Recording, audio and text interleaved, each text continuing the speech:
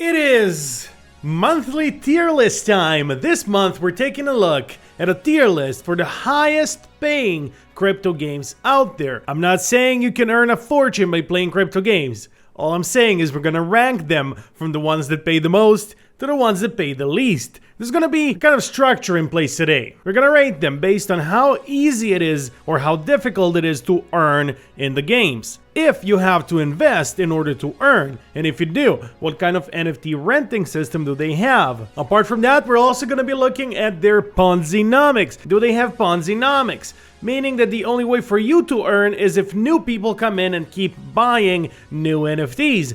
Those are all the things we're gonna check today. Let me know whether you agree with me or not in the comment section down below, and also tell me what kind of tier list do you want to see for next month. Should we take a look at shooter games or games with the best gameplay, best graphics, whatever you want, tell me in the comments. That being said, my name is the Inspector, you're about to be mind blown, and let's get the show on the road. Alright, we're gonna start things off here right here with Spider Tanks. Spider Tanks, as you may or may not know, they started pretty bad when it comes to their earnings, but then at some point they had a revamp of their whole tokenomics, went from Ponzi-nomics to tokenomics, and now in Spider Tanks you can actually earn very, very good money in it. But in order to earn money in Spider Tanks, you don't necessarily have to buy an NFT. It'll be beneficial if you do, but they have a very, very good renting system out there where you share 50% of what you make with the person owning the NFT. But in order to earn good money in the game, you need to actually play really, really well. So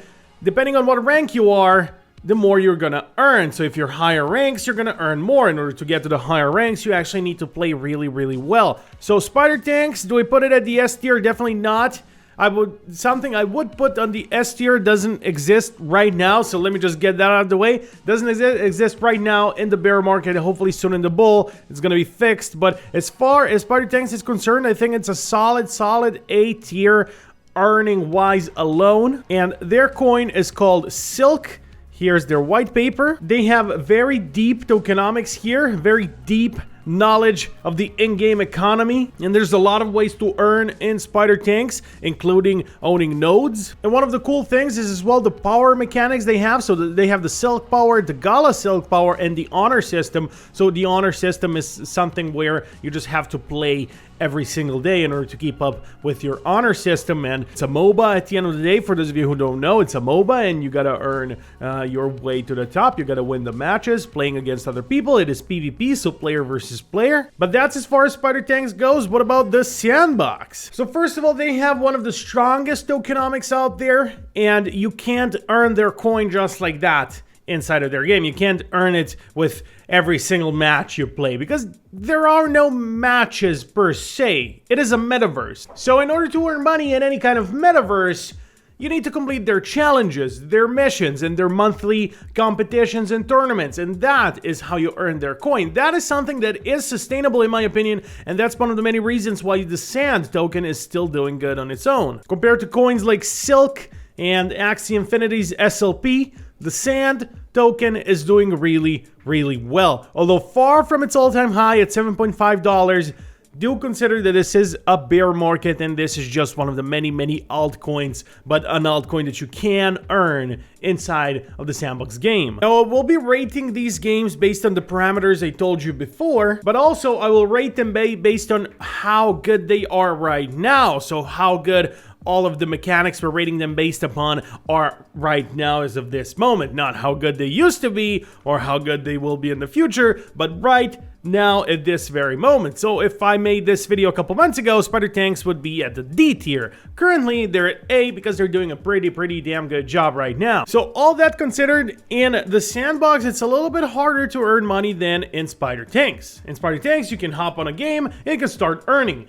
In the Sandbox, you actually have to complete various challenges, wait for the monthly tournaments. It's a little bit more difficult to earn anything at all in the Sandbox, but then again, it requires less skill than something like Spider Tanks. I will put the Sandbox on a solid B tier when it comes to earning potential alone. Now, moving on to Gods Unchained, and one of my very favorite crypto games out there. It's a card game, it's a trading card game, and they have their Gods token. So let's look at some of the numbers from inside of the game. Total revenue share to date, $10 million US, almost a million unique trades, but all of this is as of July 2021, so a lot has happened. This is more than 2 years ago, now it's July 2023. So, gods, people, you can update your white paper right about now. But anyway, they have a very, very good play loop. Their play loop is you play Gods Unchained for free, you earn Gods tokens from in-game events, you spend those Gods tokens to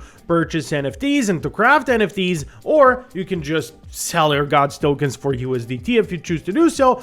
And then if you don't spend them, but you purchase NFTs, you can then trade those NFTs for Ethereum to expand your in-game deck. But of course, you can just withdraw those coins and then just keep them, which is what most people want to do, but you also want to have a stronger deck so you have a better chance of earning more Gods tokens, basically. So how easy it is to earn? It is very, very simple to earn in Gods Unchained. You jump on, you create an account, and you play ranked games. You got 10 ranked games per day where you can earn coins. Now, you can't earn a lot. Let me just say that. You can't earn a lot in the game. I'm pretty sure you can earn more in the Sandbox by playing their events, but the thing is you can earn every single day, and as long as you play really, really well, and also you jump up in the ranks, so the higher the rank you are, the more you will also earn, so similar to what Spider Tanks has. So all of that being said, I will put Gods Unchained on the A tier because of that. If you've just started playing, you will not earn as much than if you've been playing for over a year and you have a good deck and you already got NFT cards. Then you will earn more Gods tokens than if you don't have all of that. Considering all of that and how much fun the game is, I'll put it on A tier. And moving on to Citizen Conflict. Citizen Conflict is a game that's not out yet, but it is out in their beta/alpha version. Now, Citizen Conflict is an upcoming free-to-play team-based shooter, and I have played for one of their tournaments recently where you could earn real money. So that's what they're going for. They're going for the esports vibe where you can earn money inside of the tournaments. It is a third-person shooter. Think of Fortnite, but you can't build in the game, but you do have, your characters do have powers, and they're gonna have a bunch of those kinds of tournaments. You guys could have also joined during these tournaments, so anybody could join. I played for a special influencer kind of tournament. We placed fourth, and the fourth place didn't earn any money. It was only the first three, and the same goes for any other tournament they have done so far. So they will keep doing those kinds of tournaments, and in my opinion, that's something that's sustainable, doing tournaments rather than having your own coin which you can earn daily. That doesn't sound as sustainable for the long run, for a couple of years down the road, than having tournaments that actually pay out. So I really like that. But considering it is not fully out yet, I will put Citizen Conflict on the B tier. And while I do think Citizen Conflict and games like it will do great things for the whole crypto gaming ecosystem, they're actually a very good game doing a very good thing. They don't have Ponzinomics, but they do have the entry barrier, unfortunately. And when I say entry barrier, I really don't even mean the NFTs. I mean that you do have to showcase a certain amount of skill, and as long as you don't, you're not gonna earn. In games like Spider Tanks and Gods Unchained, you don't need to have that kind of skill to earn something. Like, you're gonna earn something no matter what. But in Citizen Conflict, you actually need to place high on the tournament in order to earn. Now, that being said, moving on to Axie Infinity, everybody's favorite crypto game with the best gameplay and the best graphics, and it's all perfect. No, I'm kidding. Axie sucks.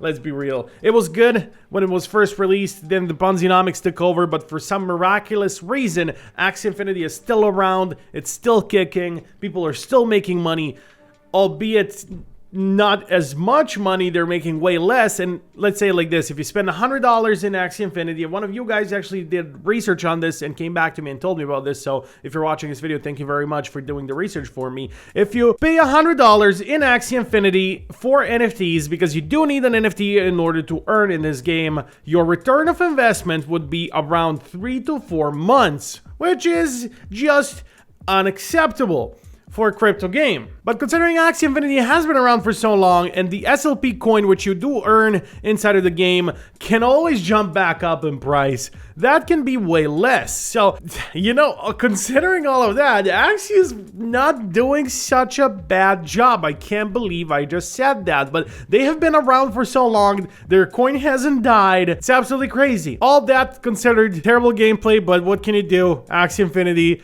is like a cockroach. It's not gonna go away. Even a nuclear strike can't take it down. So Axie Infinity, I'll put it on the B tier, and let's leave it at that. Moving on to Archworld. It's a game I have reviewed in the past. I have made a dedicated video about Archworld, and it's a play-to-own kind of game. Actually, scratch that. Let me try to explain in a little bit simpler words, right?